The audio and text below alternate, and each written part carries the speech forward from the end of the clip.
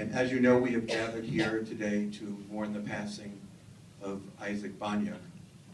Our service begins with the recitation of Tehillim in Hebrew and in English. Our Tehillim date back more than 2,500 years and are found in our Jewish scriptures.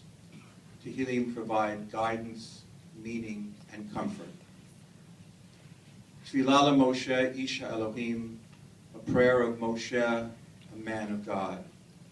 Adonai ma'on hayita lanu b'dor b'dor, v'terem arim yoladu v'techolol eretz v'tevo u'me'olam ad olam ata el. O Lord, you have been our refuge and in generation after generation. Before the mountains were born, before the earth was fashioned, from eternity to eternity, you are everlasting God. Tashev enosh ad daka v'tomer shuvu b'nei adam.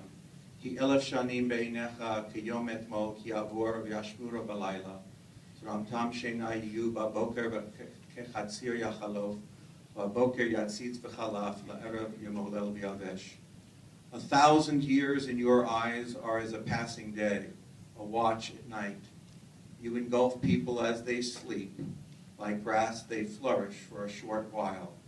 In the morning they sprout afresh. By nightfall they fade and wither.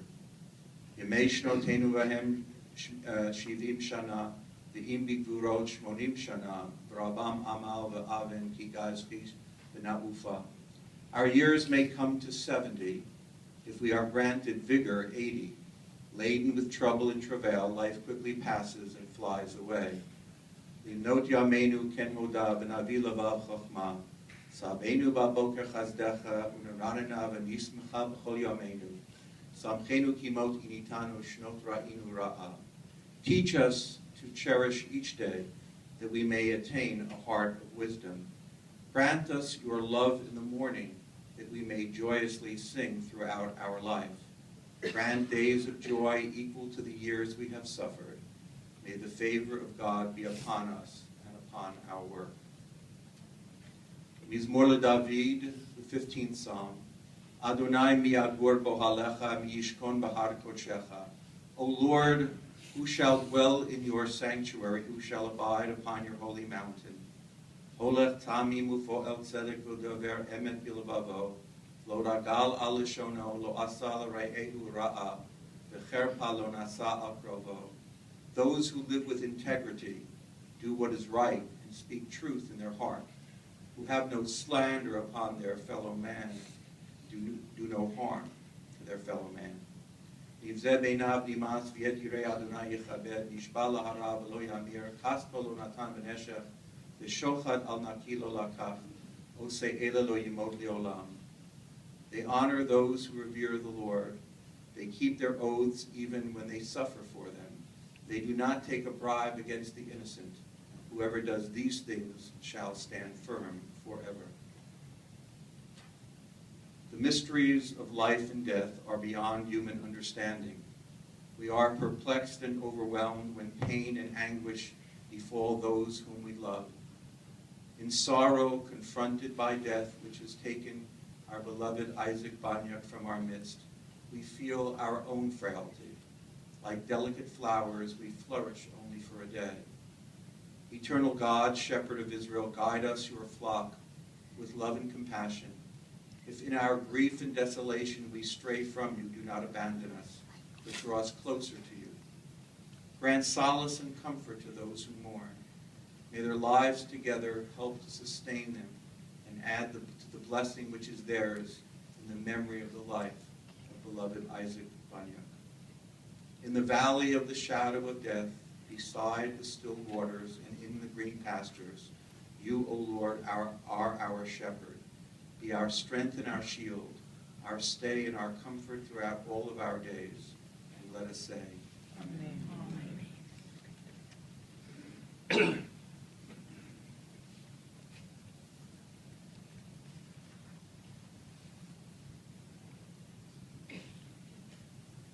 Isaac Boniuk,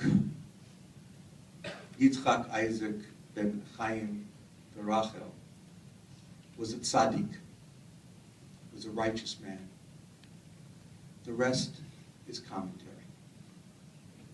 I have never before refer to a person in a eulogy as a tzaddik. I reserved it for this time, one time.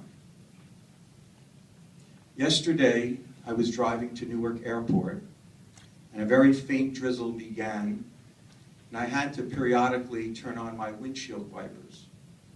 Then I received another call from Jonathan, this time that indeed his father had passed away. Our plane pulled out of the hangar and we waited. Sitting by the window, I was just thinking and feeling about Isaac, and I looked out.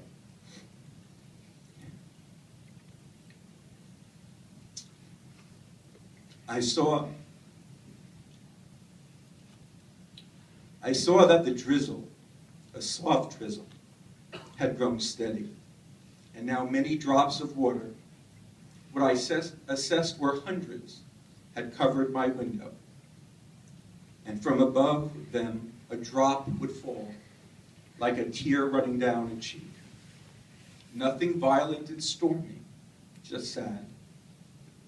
The hundreds I imagined in anticipation were yours and mine in our sanctuary today.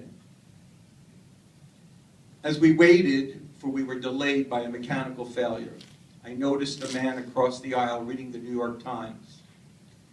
The obituary section faced me. Isaac Boniuk would not likely make the New York Times obituary, but he deserved it. He was a tzaddik. He was a righteous man. Then our plane took off. The teardrops were wiped away by the air current, and our plane soared into the clouds, heavenward.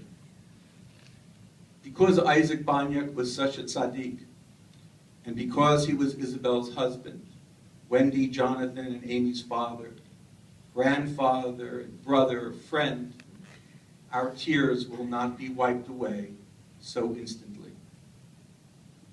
But as I begin to speak of Isaac, I do not anticipate feeling sad, at least for a few minutes. Since for most of that same plane ride home to St. Louis, as I was thinking of him, I was filled with nachas. Nachas is Yiddish. In Hebrew it's called nachat.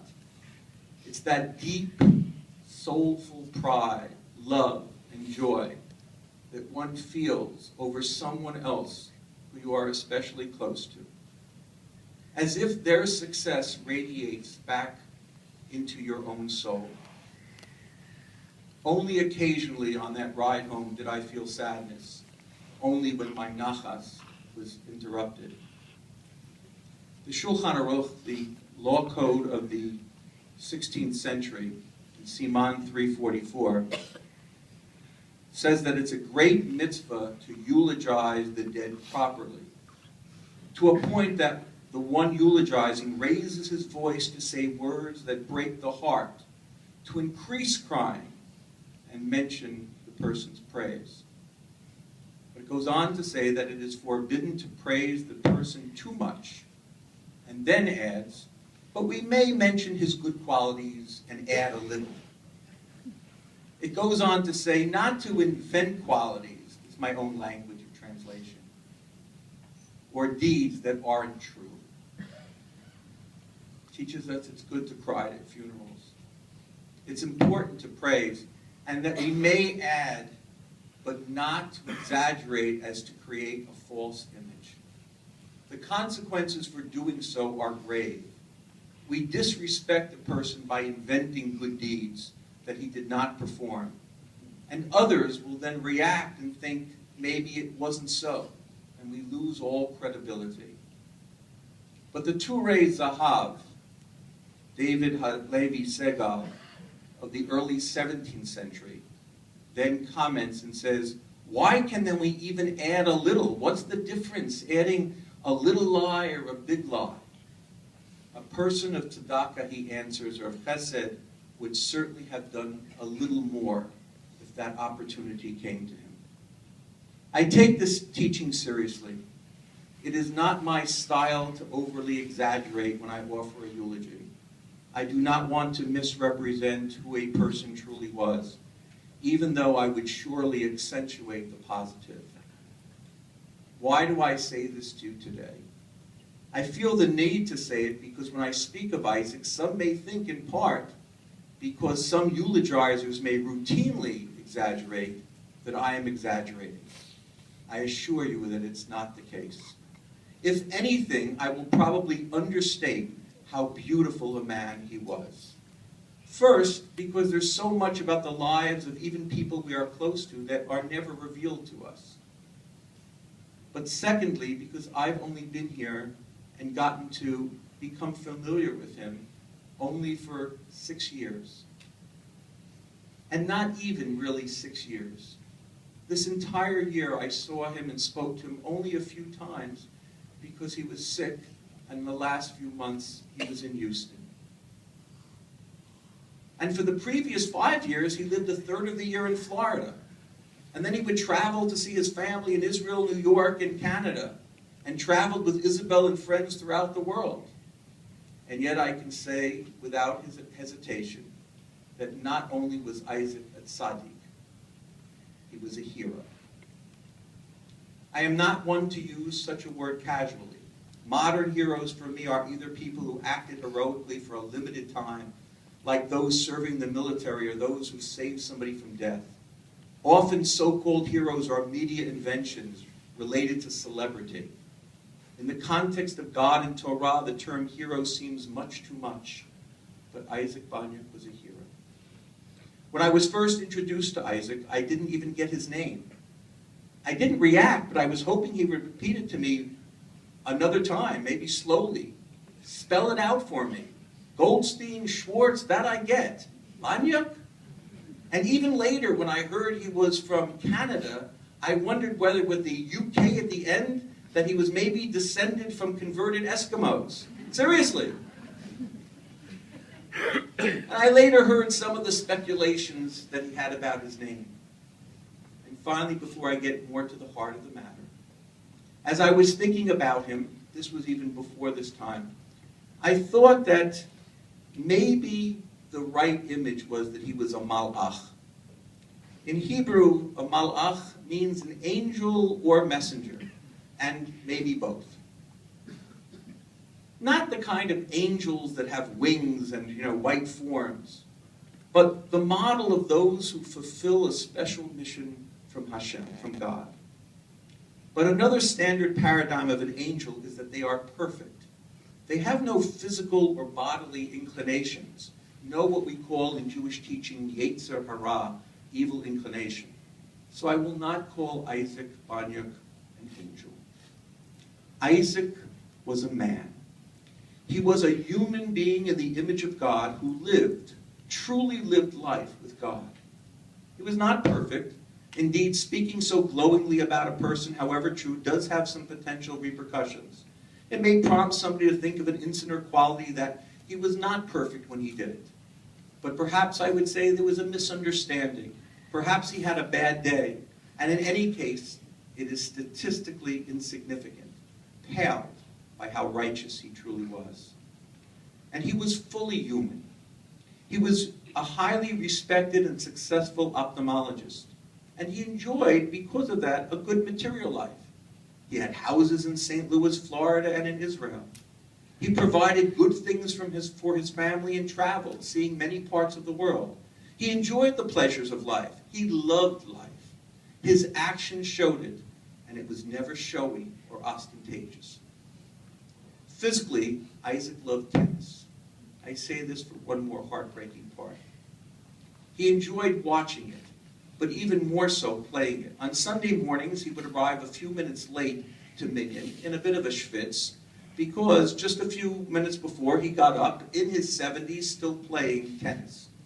A few years ago, he invited me to play, and we finally found a mutually convenient time. I figured being a decent athlete, and him being around 70, it would be a light day, and, well, you know. Well, he hit the ball short, he hit the ball long, he hit the ball to the left, he hit the ball to the right. 15 minutes, and I'd like to hope and think it was at least a half hour. I found myself on the sidelines panting and gasping for breath. When I learned that this man, so robust and healthy, so filled with passion, good cheer, energy, was struck by this disease from out of nowhere. It really hurt. So Isaac Boniuk passed away at 74 years old, just a month short of his 75th birthday. And we read in the psalm before, Yemei shnotenu shivim shana v'im bigvurot shmonim shana. Our days are 70 years lifespan, and if we're in really good health, 80. And I'm thinking he would live to 90 or 100, and we would have all that nachas from Isaac Boniuk, a life of vitality and meaning. Many teardrops, much heaviness of heart, a great, great, great loss. I miss him, and I will miss him. And even as I stand here with you at his funeral, I truly cannot believe that he is gone. Isaac was the fourth of 5 children born to Chaim and Rachel Boniuk in Canada. Nina, Aleha Shalom, Mitchell, Alav Shalom, Milton, who's known as Tiny, and Vivian. Isaac was deeply influenced by his mother to become a doctor and by his brother Tiny to become an ophthalmologist. His father, who regularly davened at a local synagogue, wanted to send him to yeshiva, but his mother prevailed. His father was very good and had a very good mathematical mind. He revered Torah and was scrupulously honest. Once, I am told, having unintentionally overcharged a customer, he traveled far to correct the mistake. Isaac would honor his parents by taking the best of them both. Fast forward a few years to a defining place and time in Isaac's life, Camp Kadima, 45 minutes outside of Halifax, Nova Scotia. It was there where Isaac first met Isabel, where as teens they spent many summers, where important elements of Jewish identification were deepened, and where later their children and children of their friends who had attended would spend summers, with Jonathan even working on the waterfront as Isaac did. It was also to Camp Kadima where Isaac and Isabel went to celebrate their 50th wedding anniversary. A little detail. So Isabel was playing softball. I wouldn't have thought it. She was playing softball. And at 16, Isaac was going to college, and he terminated whatever relationship they had in the summer. And was it in a poem? Did I get that right? Did he write that? Okay. And after college, after all, college would afford him social opportunities. But year after year, he came back to camp, and Isabel was there. 5 years later, they were fully back together. The lesson, persistence and patience. Indeed, Isabel later had to decide between art school in Toronto or going to Halifax, where Isaac was in med school. Of course, she made the right decision. In addition to celebrating their 50th anniversary with a Kiddush in Shul and other events, Isaac and Isabel, as I mentioned, went back to camp for a glorious return.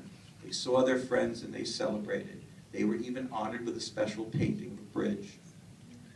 Their 50th anniversary was they had also another unique gift.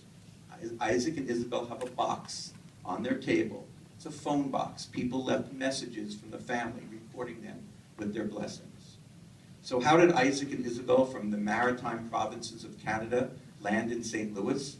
How did we become so blessed to have them as an integral part of our community? Well, after finishing med school, Isaac was disinclined to deal with the bureaucratic tests in the Canadian system, and so he went to San Francisco, where he learned his specialty for 3 years. He then came to St. Louis afterwards for his internship, and Isabel said that this was just the right place to be, not too big and not too small. But a funny thing happened to him in the mid-60s, maybe not so funny, but he was drafted. Drafted, Vietnam.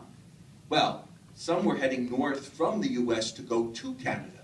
This was quite a thing that somebody from Canada happened to be in the United States.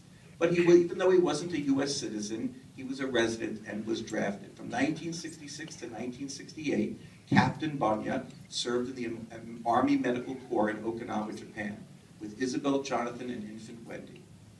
Isabel said it was the best 2 years because Isaac had a 9-to-5 job. The family told me that Isaac would jump the fence in his backyard, taking a machete to cut a piece of candy cane, but quickly jumping back over to elude the snakes. Professionally, Dr. Boniuk was a dedicated and hard-working physician. His patients knew he cared. He had a proud claim in the family. He was never sued. I said some people would laugh when they heard that, nervously perhaps. And he would receive unique gifts from his patients, including a number of things he could not eat because they were not kosher, and a Maimonides physician's prayer from a priest. And yet, as a father, Isaac was always there to attend events, eat with the family, and there to talk to. If he could have altered his education, I understand, he would have learned engineering too. He was intrigued and fascinated by medical tools. Now the rest is mine. In congregations, some people make major financial contributions. Others devote hours volunteering on the board, programs, or committees. And some are religiously involved, a regular part of the minyan, for example. Some even have a major impact on 2 of these areas. But so devoted in all 3, that is rare. Isaac with Isabel made the kind of financial contributions to our congregation, and I will not specify them for modesty, that had they not done so, perhaps we wouldn't even have been in existence. No exaggeration. Only modesty, I wrote it before, only modesty prevents me from publicly disclosing what I think I know, and a lack of intimate knowledge from presenting the full picture. His contributions were large in a single gift and on an ongoing basis. He loved, and I mean loved, traditional. Aside from updating me on his medical condition this year, the words I most often heard was how much he missed being with us. Isaac made contributions to many Jewish organizations, all for the sake of preserving and enhancing Jewish life. He even gave to organizations that partially but deeply disturbed him because they became increasingly narrow and intolerant. He could not support them. Isaac gave to support Torah learning and to teachers. How to get close to God, a midrash asked, considering God is a consuming fire, as written in book of Devarim. We are told one of the ways is to support Torah scholars. Tzedakah. Jonathan saw his name once in the Jewish Week newspaper. Isaac, as Isabel had said to me, was already involved in this before there was a J date. He was making a contribution to an organization to help Jewish people, Jewish young and women, find each other. Time. It's incredible how much time he spent on synagogue matters. He was president, my count on the board, 20 presidents ago, and was still active, very active during my time here. He was an active member of the board. He was the membership vice president or whatever position he had. He was active on what we have called here the Creative Jewish Legacy Committee, our branch of what's happening St. Louis-wide and in other cities. He came to meetings, he planned, he made phone calls. When special circumstances arose, he was on the committee, and more than a few times I called him when he was here and in Florida to sort out a situation or to receive his counsel. When he was involved in membership, he had a unique role that almost nobody would want to take on. He would call people who hadn't been paying their dues for a while. And yet, he would resist any attempt to remove anybody from our membership list because he didn't want to give up hope that they would stay connected with us. And since he was Isaac Boniuk, who would challenge him? Certainly not me. He was, for all of these years, with Esther Abramson-Krut, the co-chair of our annual Israel Bonds Dinner, and a great purchaser of Israel bonds. We are the only congregation in the area with an annual Israel Bonds Dinner. I think it's 36 years now, if I'm off a year or two, we'll leave it that way, raising hundreds of thousands of dollars a year from our modest-sized shul. And religiously. When he was in St. Louis, it was rare that he would miss a minyan. Not only a 7 a.m. weekday Shachrit minyan, but also a Mincha Arvit in the evening as well. For those who don't know, minyan is our prayer services. And not only did he come, but he was there at least on time. And not only was he there on time, if in the evening we were short, he would make the phone calls. And not only did he do that, but he loved to daven. Often he would be standing right there, ready to daven, ready to go. And once in a while, I had to gently suggest that maybe someone else could lead the service because I wanted to develop other people who had the capabilities. I was hesitant because I didn't want to hurt him or embarrass him, but he graciously stepped aside. And he davened well. He pronounced the words correctly and davened with a rhythmic flow. I say that too because he was a little unsure about his singing voice. Apparently, when he was younger, he was among kids at school, everybody got a bird name. And because of his singing voice, he got the name Crow. I will say, though, he sometimes davened a little too fast. You see, he wasn't perfect. He was a speedy one. And it was too fast for me, and I believe for others who were trying to pray at a little slower pace.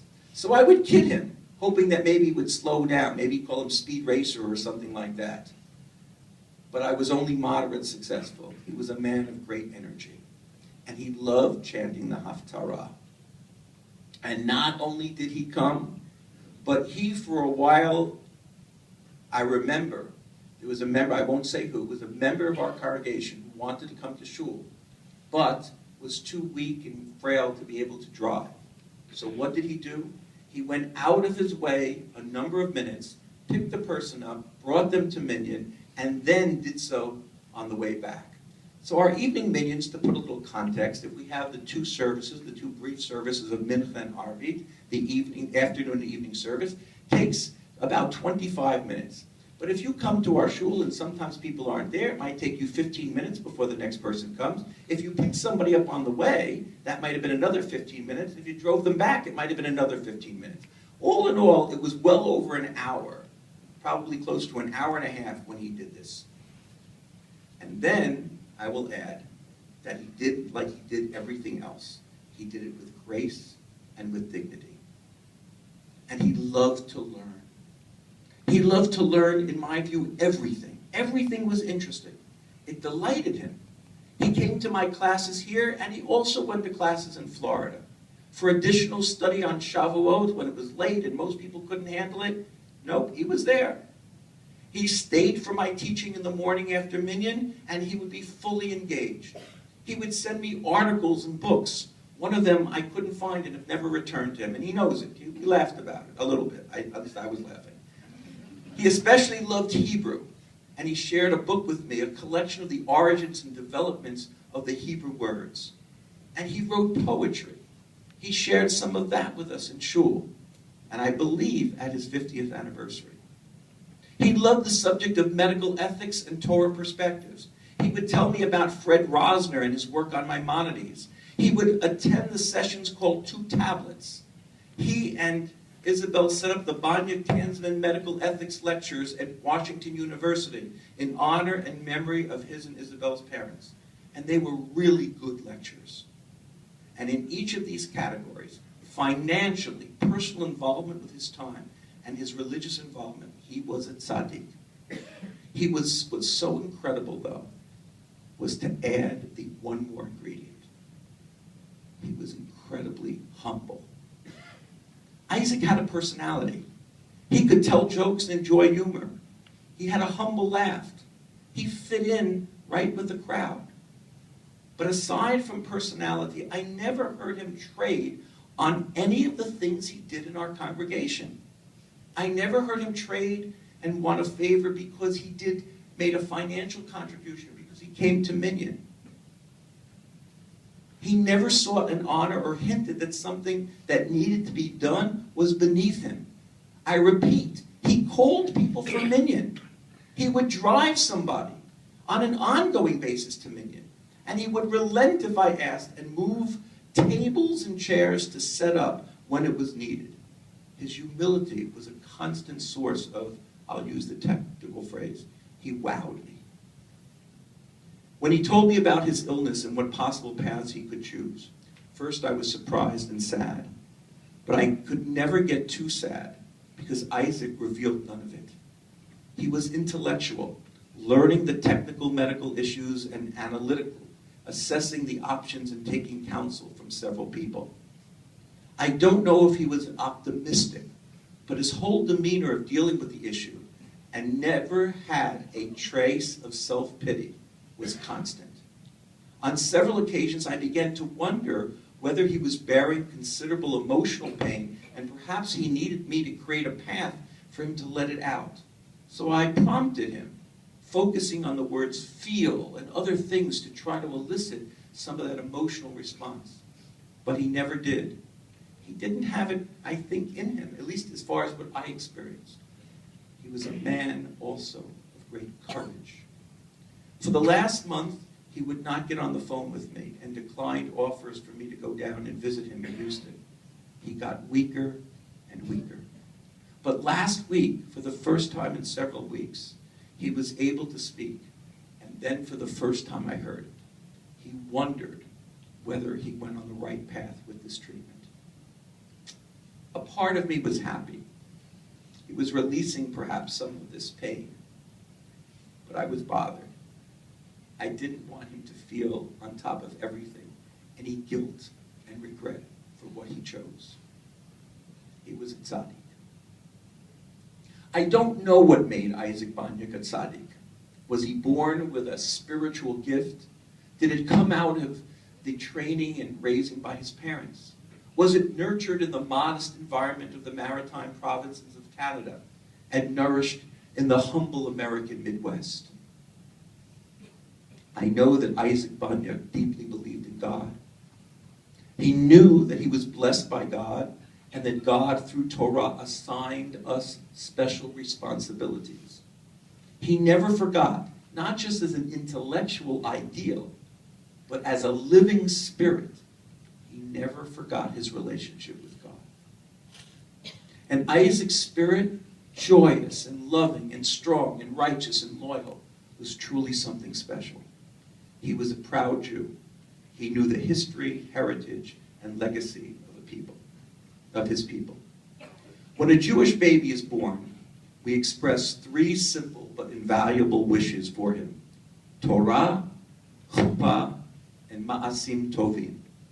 That the baby be guided by Torah, that he be blessed with the privilege of standing under the chuppah and being married, and that he be a person of good deeds.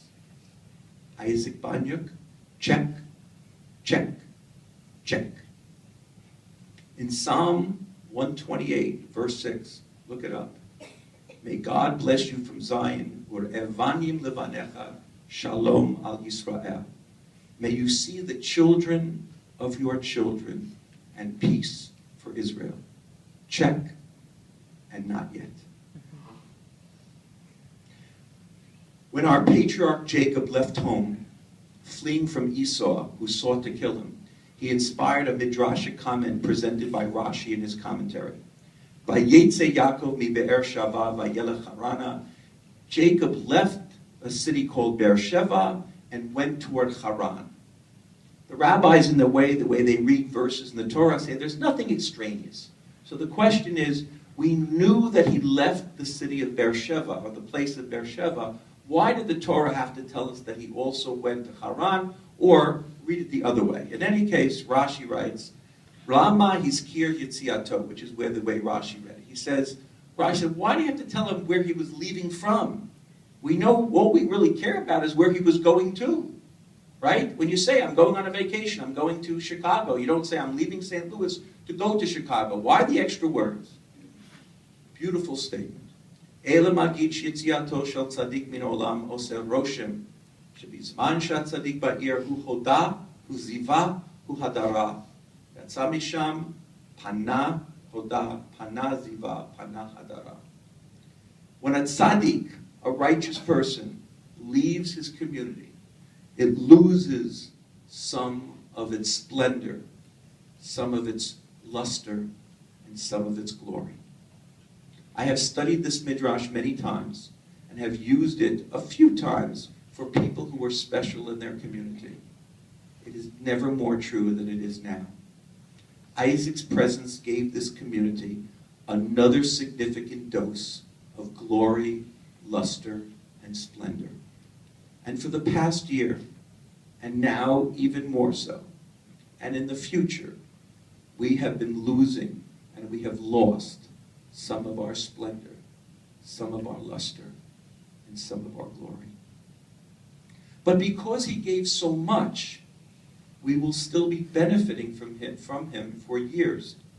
A couple of years ago, as his contribution to our Create a Jewish Legacy program, Isaac used his IRA, or a part of it, I don't know the exact amount, to purchase a life insurance policy.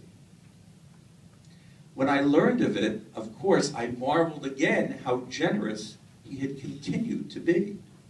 But I thought that it really would not materialize for a very long time.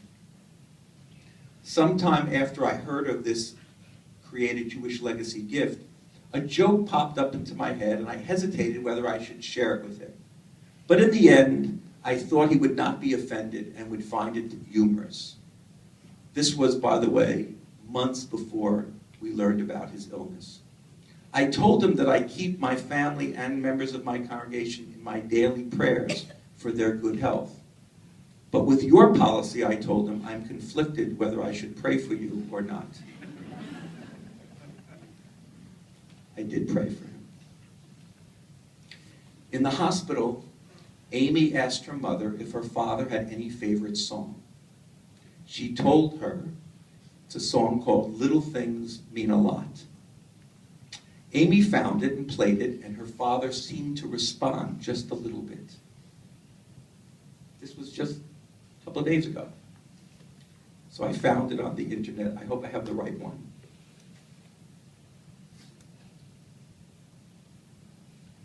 Blow me a kiss from across the room.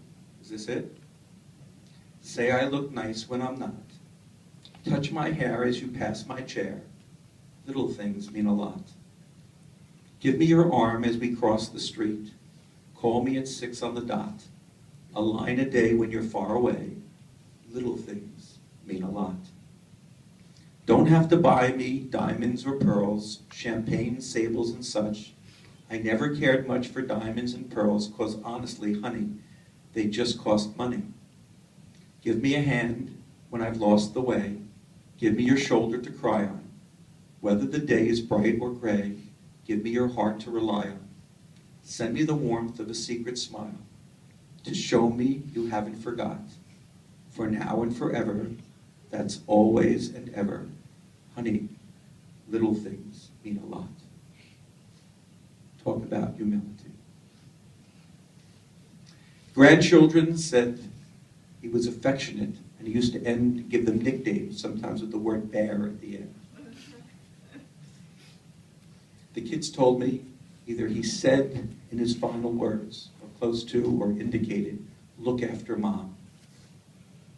As the family was leaving Houston, there's a little bit of an amazing story. In the airport, Amy was what they termed, I think, was smacked in the face by something which turned out to be a small yellow butterfly. The butterfly then flew onto Isaac's grandson, Joseph, and remained, despite attempts to kind of move it a little bit, for about 45 minutes. Amy had mentioned that as a bereaving mother, she had learned that butterflies were a symbol of connection, comfort, generation, whatever the full idea was here. And what did that mean?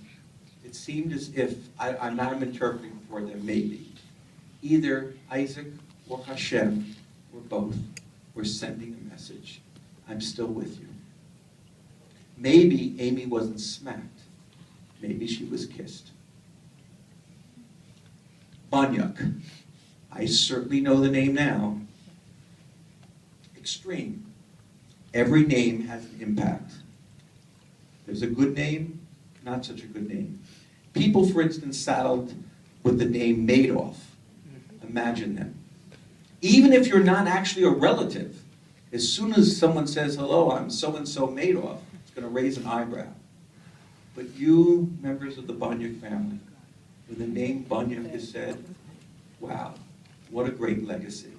It carries so much. It is Isaac's. God provides a symmetrical reciprocity called midah keneged midah. The classic example is that Miriam, who watched her brother Moses float down the aisle and stayed and watched, later in life was secluded for 7 days because she spoke poorly of Moshe, technically Moshe's wife.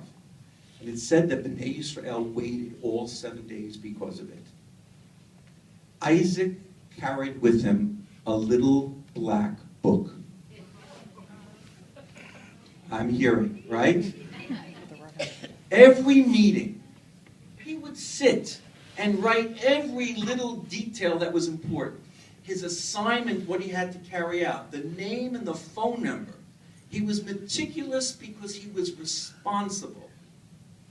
And I think that we are just weeks away from Rosh Hashanah. And what do we say? We say that our tradition says that God has books that he writes our name into. And we add often at funerals that we want God to remember every righteous deed that our loved ones do. Of course, it's not really true. God doesn't have a book. He now uses a computer. But that's a different story. We ask that every deed that Isaac Boniuk did on this earth be recorded in God's books. And not only that, that it be in bold letters, in a beautiful font, and it should be decorated with Isabel's art.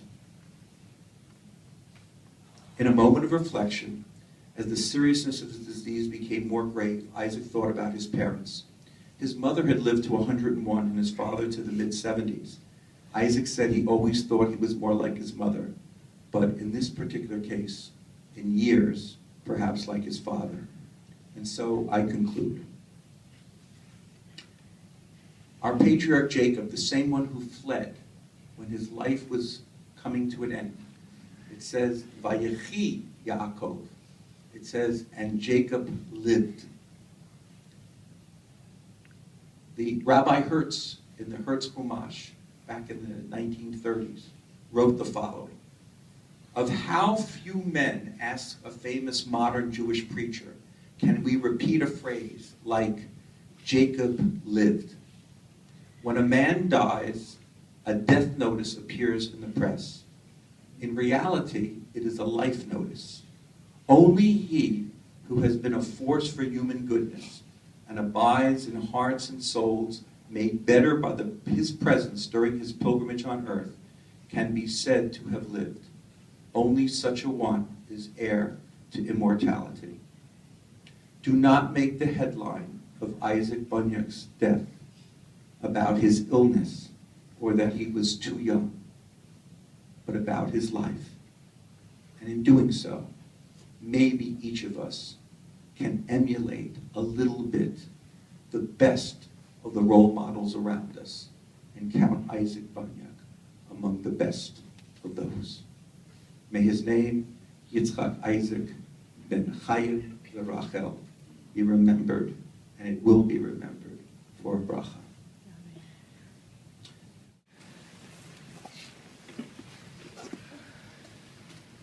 El malei rachamim shochen bamromim hametzevenu chanechona al kanfei hashchina b'malot kedoshim utohorim kizor akia mazirim et nishmat Yitzchak Isaac ben Chaim v'Rachel shehalach liolamo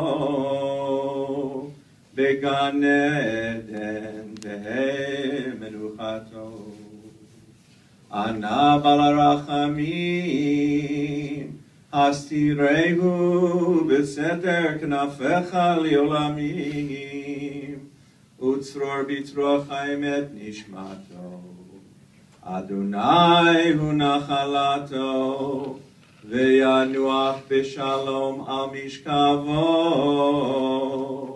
v'nomar amen. O God, exalted and full of compassion, grant perfect peace in your sheltering presence among the holy and pure to the soul of Yitzchak Isaac ben Chaim v'Rachel, Isaac Boniuk, who's gone to his eternal home. Master of mercy, we beseech you, remember all the worthy and righteous deeds that he performed in the land of the living. May his soul be bound up in the bonds of life. The Lord is his portion. May he rest in peace, and we say amen.